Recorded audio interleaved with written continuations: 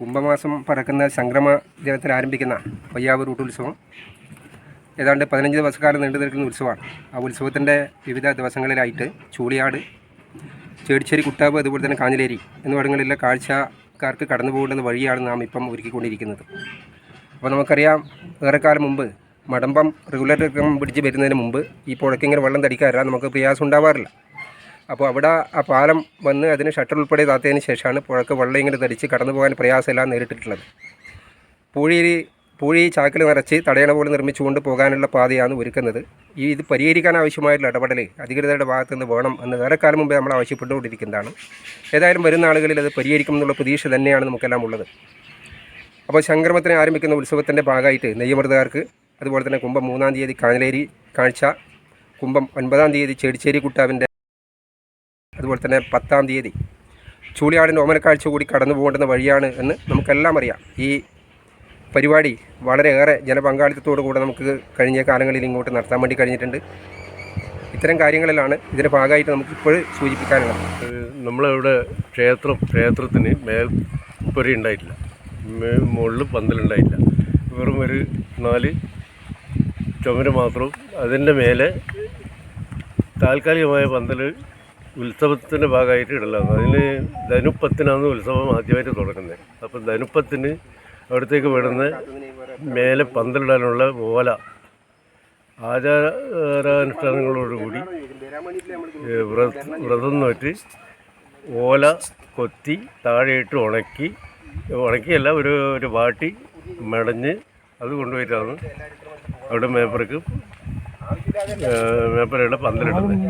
അപ്പോൾ അതിന് വേണ്ടിയിട്ട് ധനുപ്പത്തിന് നമ്മൾ ആദ്യമായിട്ട് അവിടെ ഓലക്കാഴ്ചയായിട്ട് കൊണ്ടുപോകുന്നുണ്ട്. എന്ന് പറഞ്ഞു കഴിഞ്ഞാൽ ഓരോ നാട്ടിൽ നിന്ന്, അതായത് ഉത്സവത്തിൻ്റെ ഭാഗമായിട്ട് 10 ദിവസം 10 നാട്ടിൽ നിന്ന് കാഴ്ച, ഓരോരോ വിഭവങ്ങൾ, ഉത്സവത്തിന് വേണ്ടുന്ന വിഭവങ്ങൾ കാഴ്ചയായിട്ട് സമർപ്പിക്കുന്ന ഒരു സമ്പ്രദായം ഉണ്ടായിരുന്നു. അതിൽ എല്ലാ ദിവസങ്ങളിലും വേണ്ടുന്ന, ഉത്സവത്തിന് വേണ്ടുന്ന, അവിടുത്തെ അടിയന്തരത്തിന് വേണ്ടുന്ന സാമഗ്രികൾ എത്തിച്ചു. അതായത് മോര് മുതൽ ഇങ്ങോട്ട് എല്ലാം, തേങ്ങ, ഇളനീര് എല്ലാമായിട്ട്. അവസാനം ഈ നെയ്യമൃതകാർക്ക് അടിയിലൂണെന്ന് പറഞ്ഞ ഒരു സമ്പ്രദായമുണ്ട്. ആ അടിയിലൂണിന് വേണ്ടിയിട്ട് വിളമ്പാൻ വേണ്ടി പഴത്തിൻ്റെ ഒരു കുറവ് കണ്ടു. അതിനു വേണ്ടി ചൂളിയാട് നാട്ടിലേക്ക് തമ്പുരാൻ തന്നെ നേരിട്ട് വന്നു എന്നുള്ളതാണ് പറഞ്ഞ് കേട്ട അറിവ്. അപ്പോൾ ആ രീതിയിൽ അവിടെ വന്ന്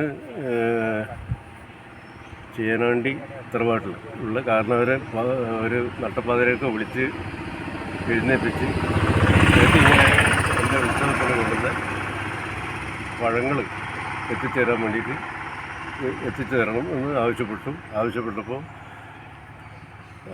നമ്മുടെ നാട്ടിൽ കുറച്ച് വാഴയും കൃഷിയൊക്കെ ഉള്ള ചൂളിയാട് ദേശം, കൃഷി അധിഷ്ഠിതമായ ഒരു നല്ല കൃഷി മാത്രമാണ് നമ്മളെ ചൂളിയാട് നാട്ടിൽ അന്നത്തെ ഒരു ജീവിത മാർഗം.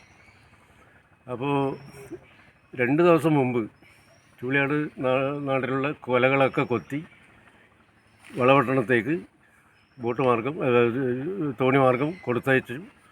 അപ്പോൾ വാഴക്കൊലകൾ എല്ലാം പോയി, തീർന്നു. എന്തായാലും നിങ്ങൾ കുറച്ച് കൊല എത്തിച്ചാൽ മതിയാവും എന്ന് പറഞ്ഞു. അങ്ങനെയാണെങ്കിലും നോക്കട്ടെ, നോക്കാത്തതായാലും ചള്ളും പുള്ളും എന്നുള്ള അന്നത്തെ ഭാഷയിൽ പറഞ്ഞാൽ ചള്ളും മുള്ളും ആയാലും തരക്കേടില്ല, നിങ്ങൾ കൊത്തി പഴുപ്പിച്ച് കഴിഞ്ഞാൽ പഴുക്കും, അത് സമർപ്പിക്കണം എന്ന് പറഞ്ഞു. ആ രീതിയിൽ ഉള്ള ചെറിയ, അതായത് മൂപ്പത്താത്ത കൊലകളായിരുന്നു അന്ന് ഉണ്ടായിരുന്നത്. ആ മൂപ്പത്താത്ത കൊലകളൊക്കെ പഴുപ്പിക്കാൻ വെച്ചു, എല്ലാം പഴുത്തു. അങ്ങനെ കാഴ്ചയാക്കി കൊണ്ടുവന്ന രീതി ആണ് അന്നുണ്ടായത്. ആ രീതി തന്നെ ഇന്നും തുടർന്നു. അങ്ങനെ ആ രീതിയിലാണ് കാഴ്ച കിട്ടിക്കൊണ്ടിരുന്നത്. ഇപ്പോഴും ആ രീതിയിൽ മുടക്കം വരാത്ത വിധത്തിൽ കൊലകളുടെ എണ്ണം കുറഞ്ഞിട്ടുണ്ടെങ്കിലും കാഴ്ച എണ്ണം കൂടി വരുന്നുണ്ട്. നമ്മുടെ കാഴ്ച പരമ്പരാഗതമായ രീതിയിൽ കാഴ്ച തുടങ്ങി പയ്യാവൂരെത്തുന്നവരെ അതിന് വരുന്നതായ പുരാതന കാലം മുതലേ വരുന്ന ഒരു വഴിയുണ്ട്. ആ വഴിയാണ് ഇരുവിടിൽ നിന്ന് പുഴ കടന്ന് ആ പുഴയിൽ നമ്മൾ കുളിച്ച്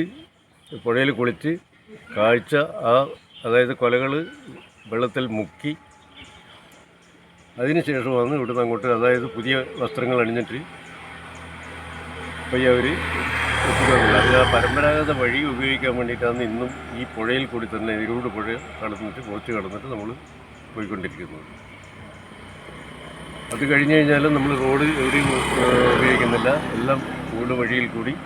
പണ്ട് എൻ്റെ അറിവുള്ള ആ കാലം മുതൽ, ഞാൻ എൻ്റെ ചെറിയ പ്രായത്തിൽ കാഴ്ചയെടുക്കുന്ന കാലം മുതൽ പോകുന്ന ആ വഴിക്ക് ഈ ഒരു ചെറിയൊരു മാറ്റങ്ങളല്ലാതെ വേറെ എവിടെയും വന്നിട്ടില്ല. അതായത് ഒന്നോ രണ്ടോ വീടുകൾ വന്നതുകൊണ്ട് അതിൻ്റെ സൈഡിൽ ചേർന്നിട്ട് പോകുന്നതുണ്ട്. പിന്നെ ആ പരമ്പരാഗത വഴി ഇതുവരെ ഉപയോഗിച്ചിട്ടില്ല, പരമ്പരാഗത രീതിയും ഉപേക്ഷിച്ചിട്ടില്ല. എന്താണെന്ന് പറഞ്ഞാൽ നമ്മൾ ഇപ്പോഴും ചെരുപ്പിടാതെ ആ രീതിയിൽ ആ ശുദ്ധിയോട് കൂടിയിട്ട് കാഴ്ചയോടെ എത്തിക്കാനുള്ള സംവിധാനം ഇന്നും നിലവിലുണ്ട്.